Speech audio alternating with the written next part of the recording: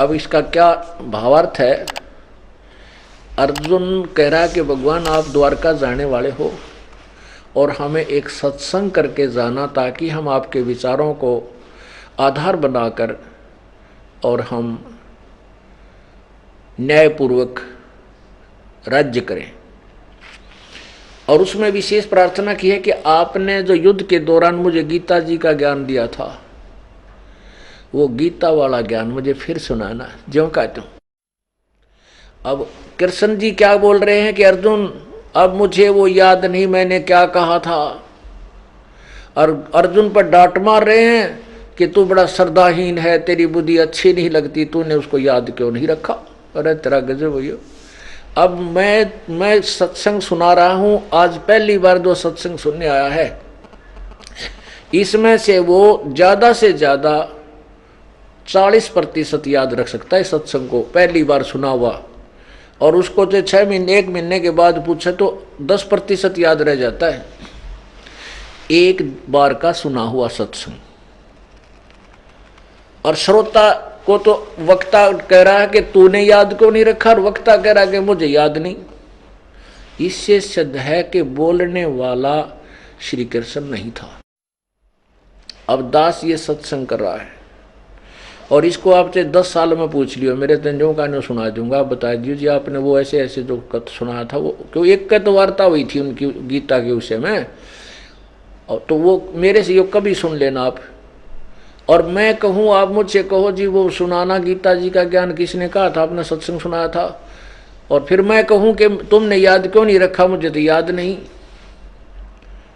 इससे सिद्ध है कि मैं ना बोल करके मेरे अंदर कोई भूत बोल रहा था। ऐसे ही प्रेत की तरह प्रवेश करके ये काल गीता जी के ज्ञान को बोल गया। और बाद में कृष्ण अटकल लाव है, मैंने न्यू कहा था, मैंने उस परमात्म तत्व का ज्ञान कहा था, अपना नहीं, यानी किसी और भगवान के विषय में परमात्मा के विषय में ज्ञान कहा था, पर मैं भूल गया, याद नहीं।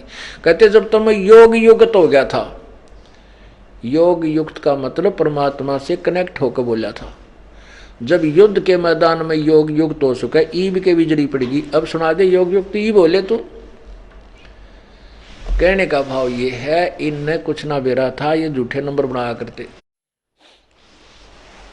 अब ये क्लियर हो गया कि गीता जी का ज्ञान श्री कृष्ण ने नहीं काल ने कहा था। अब और एक कति क्लियर करना चाहते हैं। अभी आपने देखा अध्याय नंबर गीता जी के अध्याय नंबर 11 में और श्लोक नंबर 46, 32 और 33 में। 32 में ये काल खुद कह रहा मैं काल हूं भाई, सब न खाने के लिए आया हूं और सब न मारूंगा। 11वें अध्याय के 21वें श्लोक में अर्जुन आंखों देखा कह रहा कि भगवान आप तो देवताओं को भी खा रहे हो, आप ऋषियों को भी खा रहे हो और महर्षि सिद्धों को भी खा रहे हो, और जो आप ही की स्तुति कर रहे हैं। इससे क्या सिद्ध हुआ कि वो पक्का काल है, इसका उद्देश्य ही हमें खाना है, इसका रहम नाम की चीज नहीं है। और दूसरा 11वें अध्याय के 33वें श्लोक में ये कहता है कि अर्जुन ये तो निमित्त मात्र है, ये मैंने सब मार रखे हैं, तो तुझे तू तो अपना जो है ना इसका यश प्राप्त कर और राज्य भोग, इसको जीत कर राज्य को। अब दूसरे अध्याय के 37 और 38 श्लोक में ये क्या कहता है, क्योंकि काल ने जो ज्ञान लेवल की बात कही वो तो ठीक, और जहाँ युद्ध कराने के लिए इसने अटकलबाजी की वो सच्ची और झूठी हुक एंड क्रूक करके यो नाश कराना था। इसलिए क्या बोला दूसरे अध्याय का 37-38 श्लोक में, देखना कितनी दोगली बात कह रहा है। ये देखो गीता जी अध्याय नंबर 2 और यहां देखिएगा 37 में क्या कहता है, या तो तू युद्ध में मारा जाकर स्वर्ग को प्राप्त होगा, अथवा संग्राम में जीतकर पृथ्वी का राज भोगेगा। इस कारण हे अर्जुन, युद्ध के लिए निश्चय करके खड़ा हो जा। फिर कहता है 38 में, जय और पराजय लाभ हानि और सुख दुख को समान समझकर सब उसके बाद युद्ध के लिए तैयार हो जा। इस प्रकार युद्ध करने से पाप को नहीं प्राप्त होगा, तुझे पाप नहीं लगेगा। अब देखो कमाल कर रखा है। 37 में तो कहता है कि या तो तू मरता गया युद्ध में तो स्वर्ग में जागा, और जीत गया तो तू अपना राज भोगेगा पृथ्वी का। और 38 में कह है कि तू लाभ और हानि और जय पराजय को भूल कर युद्ध कर। कोई बात हुई? अब किसी लाभ हानि को बिना कोई किताब लड़ सके किसी के साथ में, या कोई भी काम कर सकता है? नहीं। पहले में तो लालच दे रहा है कि जीत गया तो तू सारी पृथ्वी का राज भोगेगा, और मर गया तो स्वर्ग जाएगा। 38 में कह रहा है कि तुझे पाप नहीं लगेगा तो युद्ध कर ले, और जय और पराजय न भूल जा, लाभ हानि की भी चिंता मत कर। अब लाभ हानि बिना कौन टक्कर मारे भाई की तक? पहला लाभ देखेगा, हानि तो कौन देखे है? हानि देखकर टळा करता है इंसान। अब यहां क्या कह रहा है कि तुझे कोई पाप नहीं लगेगा और तू युद्ध कर ले।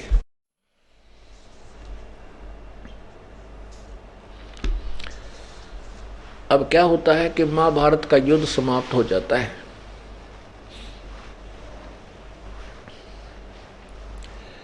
महाभारत का युद्ध समाप्त हो जाता है, पांडव विजयी हो जाते हैं, कौरवों का विनाश हो जाता है, सर्वनाश हो जाता है, और 18 करोड़ सेना आपस में लड़कर मर जाती है। ना जाने कितनी बहन विधवा हो जाती हैं, ना जाने करोड़ों बच्चे अनाथ हो जाते हैं। वो बहनें, विधवा बहनें टक्कर मार रही हैं, हाहाकार मचा हुआ है। उधर से युधिष्ठिर जी राजगद्दी पर विराजमान हो जाते हैं। युधिष्ठिर जी राजगद्दी पर विराजमान होते हैं।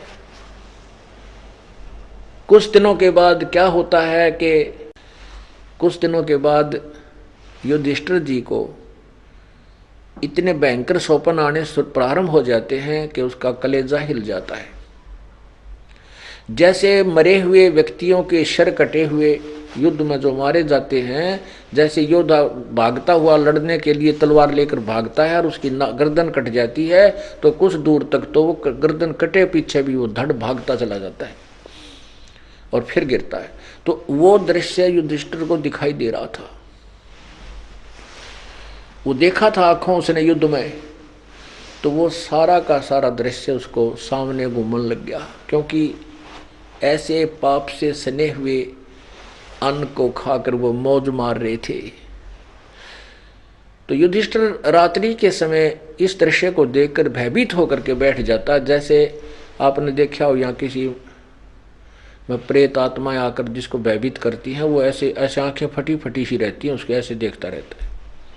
और यह परमात्मा के दरबार में आकर वह स्वस्थ होते हैं, ठीक हो जाते हैं। तो वो आत्माएं जो युद्ध में मारी गई थी उस राजा को परेशान करने लगी। राजा बैठ जाता है, अन्न खाना छूट जाता है, सारा दिन गुम सुम सा रहता है, काम काज में दिल नहीं लगता है। और द्रौपदी ने एक दिन देखा, 2 दिन देखा कि रात्रि के समय युधिष्ठिर का बहुत बुरा हाल हो जाता है, ना सोता है। द्रौपदी ने कारण पूछा तो कुछ नहीं करके टाल जाता है। एक दिन द्रौपदी ने अन्य पांडवों से, अर्जुन, भीम, नकुल और सहदेव से कहा कि तुम्हारा भैया किसी आपत्ति में है, वो बता नहीं रहा है, ना खाता है ढंग से, ना पीता है, ना सोता है, रात्रि में जागता रहता है, ऐसे दरवाजों की तरफ देखता रहता है, खिड़कियों से झांकता रहता है। अब क्या कारण है ये आप इनसे पूछिए, मुझे नहीं बता रहे हैं। तो चारों भाई इकट्ठे होकर के और